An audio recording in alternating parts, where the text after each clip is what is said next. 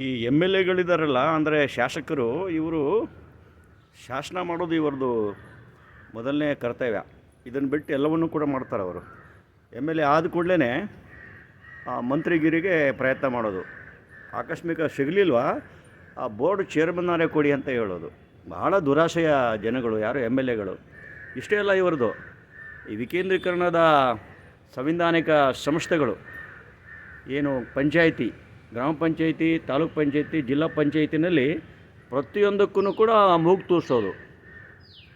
ಹೀಗೆ ಶಾಸನವನ್ನು ಮಾಡಿ ಅದು ಕಾನೂನಾಗಬೇಕು. ಕಾನೂನು ಎಷ್ಟರ ಮಟ್ಟಿಗೆ ಅನುಷ್ಠಾನ ಆಗ್ತಿದೆ ಅಂತಕ್ಕಂಥ ವಿಚಾರದಲ್ಲಿ ಅಧಿಕಾರಿಗಳ ಜೊತೆ ಇವರು ಸಭೆ ಮಾಡಿ ಪ್ರಗತಿ ಪರಿಶೀಲನೆ ಮಾಡಬೇಕು. ಇನ್ನೆಲ್ಲ ಏನೂ ಕೂಡ ಮಾಡಲ್ಲ ಇವರು.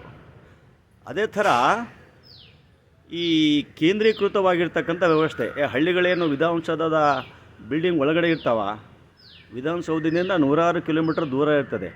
ಅಲ್ಲಿ ಸ್ಥಳೀಯವಾಗಿ ಇರ್ತಕ್ಕಂಥ ಆಡಳಿತಕ್ಕೆ ಸಂಪೂರ್ಣವಾಗಿರ್ತಕ್ಕಂಥ ಪವರನ್ನು ಕೊಡಬೇಕು.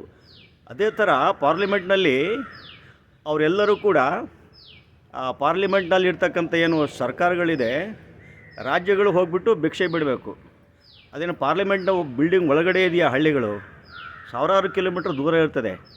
ವಿಕೇಂದ್ರೀಕರಣ ಆಗಬೇಕು, ಎಲ್ಲರಿಗೂ ಕೂಡ ಅಧಿಕಾರದ ಮಜಾ ಮಾಡಬೇಕು ಅಂತಕ್ಕಂಥ ಚಿಂತನೆಯ ವಿಧಿಯೇನ ಗ್ರಾಮ ಪಂಚಾಯಿತಿಗಳು, ತಾಲೂಕು ಪಂಚಾಯಿತಿಗಳು, ಜಿಲ್ಲಾ ಪಂಚಾಯಿತಿಗಳು ಸಬಲೀಕರಣ ಆಗಬೇಕು. ಅದರ ಮೂಲಕ ವಿಕೇಂದ್ರೀಕರಣಗೊಳ್ಳಬೇಕು. ಇಲ್ಲದೇ ಇದ್ದರೆ ಇದು ಅತೃಪ್ತತೆ ಜಾಸ್ತಿ ಆಗ್ತಾ ಹೋಗ್ತದೆ. ಈಗಾಗಲೇ ಯುವಕರಿಗೆ ಸಿಕ್ಕಾಪಟ್ಟೆ ಜಾಗೃತಿ ಬಂದಿದೆ. ಎಚ್ಚರದಿಂದ ಕೆಲಸ ಮಾಡಬೇಕಾಗಿರ್ತಕ್ಕಂಥ ಸಂದರ್ಭ ಇದು. 333ನೇ ವಿಡಿಯೋ ಇದು.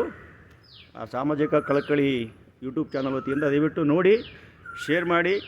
ಪುನಃ ಮುಂದಿನ ವಾರ ಹೊಸ ಸಂಚಿಕೆಯೊಂದಿಗೆ ಬರ್ತಾಯಿದ್ದೀನಿ. ಎಲ್ಲರಿಗೂ ಒಳ್ಳೆಯದಾಗಲಿ.